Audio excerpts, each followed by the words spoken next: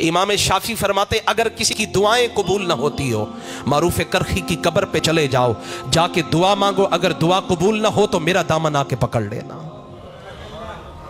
امام شافعی فرماتے ہیں جب بھی فرمایا دعا قبول کرانی ہو معروف کرخی کی قبر پہ چلے جاؤ۔ محمد بن ادریس الشافعی لکھ رہے ہیں، امام احمد بن حنبل کے استاد لکھ رہے ہیں، لیکن حضرت معروف کرخی ایک لقمہ خود کھاتے، ایک کتے کو کھلاتے۔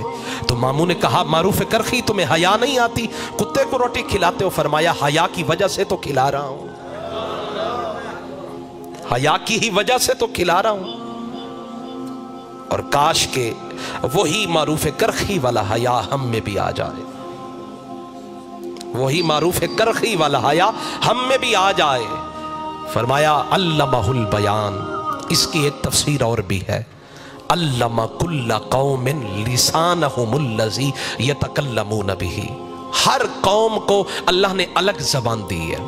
سریکی ہے، اس کے مختلف ورژن ہیں، جو ہمارا علاقہ ہے وہاں بولنے کا انداز اور ہے، راجن پور کی طرف چلے جائیں وہاں سریکی بولنے کا انداز اور ہے، اور اگر آپ خانیوال کی طرف چلے جائیں ان کی زبان ہے سریکی لیکن بولنے کا انداز اور ہے، اور ڈیرہ اسماعیل خان کی طرف چلے جائیں وہاں بھی ملتی جلتی سریکی ہے، عربی ہے، اس کے اندر بھی بولنے کے مختلف انداز ہیں۔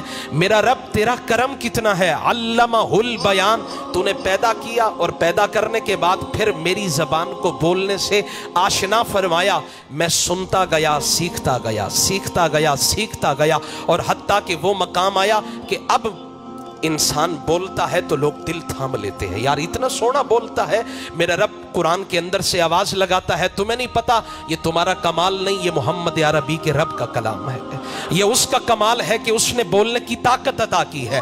ہر قوم کی الگ بولی ہے، ہر قوم کی الگ زبان ہے، لینگویج ہے، یہ کرم نہیں تو اور کیا ہے۔ علمہ البیان، ختم کرتا ہوں اختتام کی طرف، الشمس والقمر بحسبان، امام راضی کہتے ہیں لولا اللیل والنہار والشمس والقمر لم یدری احد کیف نحتسب، فرما اگر یہ رات نہ ہوتی، اگر یہ رات نہ ہوتی، دن نہ ہوتا، یہ سورج نہ ہوتا، یہ چاند نہ ہوتا، تو فرما لم یدری احد کیف نحتسب، تو ہم کیسے جانتے، مہینے کا حساب کیسے لگاتے، اور اگر یہ رات اور دن، یہ سورج اور چاند کا حساب نہ ہوتا، ہمیں کیسے پتا چلتا کہ یہ سال گزرا ہے، یہ مہینہ گزرا ہے، یہ ہفتہ گزرا ہے، یہ رات بھی اللہ کی نعمت ہے، یہ دن بھی اللہ کی نعمت ہے، اور یہ چاند بھی اللہ کی نعمت ہے، یہ سورج بھی اللہ کی نعمت ہے۔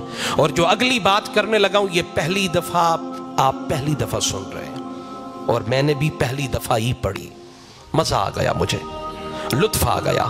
اگر یہاں مسجد نور کے آگے پیشانی پر لکھا ہو یا اللہ یا رسول اللہ، بہت سارے دوست اعتراض کر سکتے ہیں، ان کی مرضی ہے، لیکن اب میں بتا رہا ہوں اگر یہاں نہ لکھیں ہم مٹانے کے لیے، ماننے کے لیے تیار ہیں، ہم ہٹا دیتے ہیں۔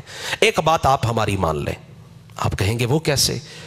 امام راضی کہتے ہیں وفی وجہ الشمس مکتوب لا الہ الا اللہ محمد الرسول اللہ، سورج کی پیشانی پر، سورج کے چہرے پہ لکھا ہوا ہے لا الہ، کلمہ تو سب کو آتا ہے نا جی، پڑھے نا، الا اللہ محمد الرسول اللہ، کہاں لکھا ہوا ہے؟ سورج کے چہرے پہ لکھا ہوا ہے، سورج کے، یعنی وہ لا الہ الا اللہ محمد الرسول اللہ سے نور کی کرنیں نکل رہی ہیں، کائنات کو روشن کر رہی ہیں۔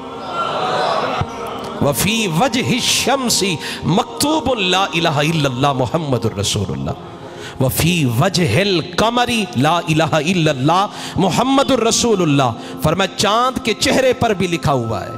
وہ آج تک بچے ہوتے تھے تو ماں سے پوچھتے تھے، بابا سے پوچھتے تھے، بھائیوں سے، یہ جو چاند میں تھوڑا تھوڑا یہ حصہ نظر آ رہا ہے متاثر، یہ کیا ہے؟ تو مختلف کہانیاں سننے کو ملتی، مختلف کہانیاں سننے کو ملتی۔ وہ اقبال نے جیسے کہا کہ پوچھنا رہ رہ کے اس کے کوہ صحرا کی خبر، کہا بار بار پوچھتے تھے یہ اندر کیا ہے؟ تو माँ झूठ मूठ की कहानियां सुना देती, बेटा इसमें ये चीज़ है, ये चीज़ है। लेकिन इमाम राजी ने बता दिया, आओ तुम्हें बताऊं चांद का चेहरा क्यों चमक रहा है, सूरज क्यों चमक रहा है, वजह क्या है। गोया कि रब भी नहीं चाहता कि नाम मोहम्मद और इसमें रब्बे जुल जलाल के बगैर कायनात रोशन हो। कहा रब ने इन दोनों के चेहरों पे लिखवा दिया है ला इलाहा। सारे पढ़े एक दफा, ला इलाहा मुहम्मदुर रसूलुल्लाह। सूरज के चेहरे पे भी, चांद के चेहरे पे भी।